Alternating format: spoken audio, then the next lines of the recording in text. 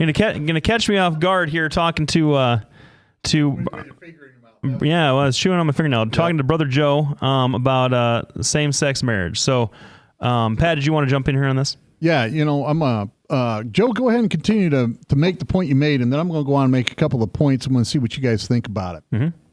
Well, again, I think Roberts in his dissent on this one hit it right on the head.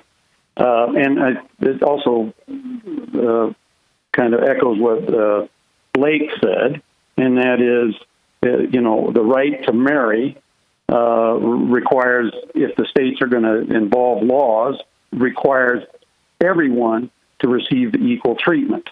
They have to be treated equally, or at least the laws have to be applied equally. And if that's the case, then to me, if somebody wanted to marry his sister or brother, then the laws should, in fact, apply to them equally. There's not some little footnote that should go on. I believe that this is good because the gay lobby has been so successful, or there's studies that show that this is the issue. I think that is just out the door. The law is apply it equally. Well, Joe, it should apply to everybody. And I'm not sure what studies were introduced at the Supreme Court argument. I've never been in front of the U.S. Supreme Court. But the bottom line is, if the state is going to be involved, it should be applied equally across the board. And narrow it down to one person. Well, then let me ask you this, Joe. Let me ask you this. So if I follow what you're saying, then you're saying that a state, because we'd be talking about a state statute preventing you from marrying someone within 3 degrees of consanguinity, whatever it happens to be, and so you would have to have someone go and to lose on that and to sue and to take it all the way up. And you think that state statute would be struck down under this analysis? Under Roberts, not under Kennedy's analysis, I think it would be struck down. What do you think is the state interest? So you don't think that the state has an interest in keeping siblings from getting married? In the same, what's the rational basis for preventing two men from getting married as opposed to siblings from getting married? Well, the rational basis is that we've got to, as Roberts pointed out, and as Hillary Clinton pointed out, we've got, I think she said, through the mist of time, the natural scenario has been man with a woman.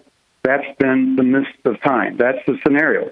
So if we're allowing for an aberration of 10% of the population, then we should allow for other aberrations as well. And again, Pat will tell you this, because I think Pat believes like I do. I don't have an issue with gays being married. What I do have is an issue with the federal government now mandating that it be the law of the land, because there are so many further repercussions. This is just going to set up a big litigation for the first Catholic church that refused to marry a gay couple, and then we're going to have the big battle there. Well, and that's which constitutional right will prevail. Well, the way it's been going, I assume that the right to be forced to have somebody get married in the Catholic Church will trump religious freedom. Well, that's where we're heading. That's a pretty good segue into a couple of points I want to raise here. Oppenheimer, who has led the Rainbow Jihad in this gay marriage thing, wrote an article, and I'll pull it up here pretty quick. But essentially, he writes, rather than try to rescue tax-exempt status for organizations that dissent from settled public policy, in other words, gay marriage, on matters of race or sexuality, we need to take a more radical step. It's time to abolish or greatly diminish their tax-exempt statuses. So that's where the next step is for the Rainbow Jihad, is a full-on assault upon the churches, and not to say, well, geez, we're going to separate church and state. And he makes a point that when they go to get the tax-exempt status, the state is then mixing the church and state statutes. So that's where the next step is going to be.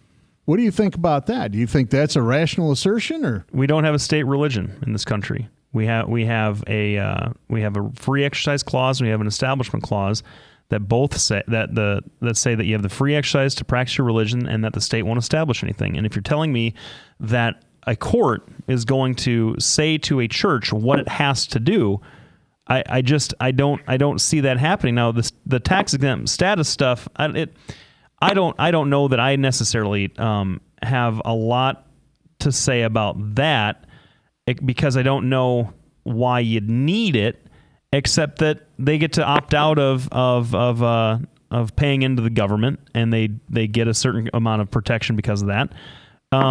I don't know that if you were to rescind the tax exempt status, that means the government can do anything to them.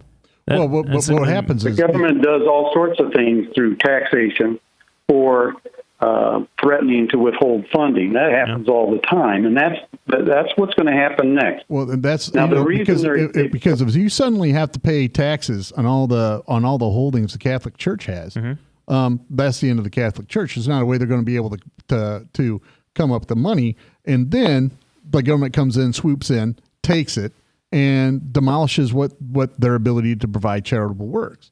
I mean, that's what religious institutions generally do, is provide a lot of charitable works. And that's why they get non-exempt status. Well, no, I understand that. I just don't see that as. I think that's with all due respect to my learned colleagues, I think that's a lot of fear mongering. I don't see that happening in the States. But it isn't fear mongering when the guy who leads the Rainbow Jihad says straight out right there, that's what we're going to try to do next. We're going to try to take on the churches, take the tax exempt status. I don't think that's fear mongering. We're using what he said, the leader of this latest cultural change. And if that's what he's saying, that's what's going on. Well, we only got a couple minutes left. I want to cover this next one. I think that the way that the majority decision was written, that this can also apply to gun rights, where I saw that since different states have different gun laws, now they're like, well, hold on. If I have a permit to carry in Iowa, and I have a permit to own one in Iowa, then if I go to New York City, the same rules apply. I should be able to carry my gun in there and have that permit go. I think that's going to be a major blowback on the Second Amendment opponents.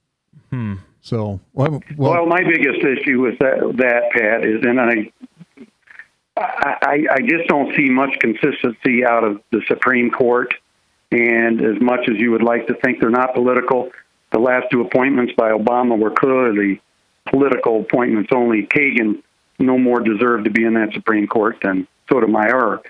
But they're appointed for a point of view, and it scares me to death that they will have anything to do with gun rights, and that's where I'm coming from. You're coming, I think, from a different point of view, that it might be beneficial if they use this logic. But as with Roberts, we're not here to legislate, he says, in the Obergefell ruling, but on the other ruling, that's what he did. He legislated. All right. So thanks a lot, Joe. Thanks a lot. We got to go now. I want to thank everybody. All right. I want to make sure Lefty says where he's going. Where are you going to go this week, Lefty? Yeah. Bye. See ya. Where are you going? Are you playing anywhere? I thought he was going to tell me to go someplace else. No. He actually likes it when he... Yeah, no, I've got a gig next week. All right. Good deal. Well, everybody happy 4th of July.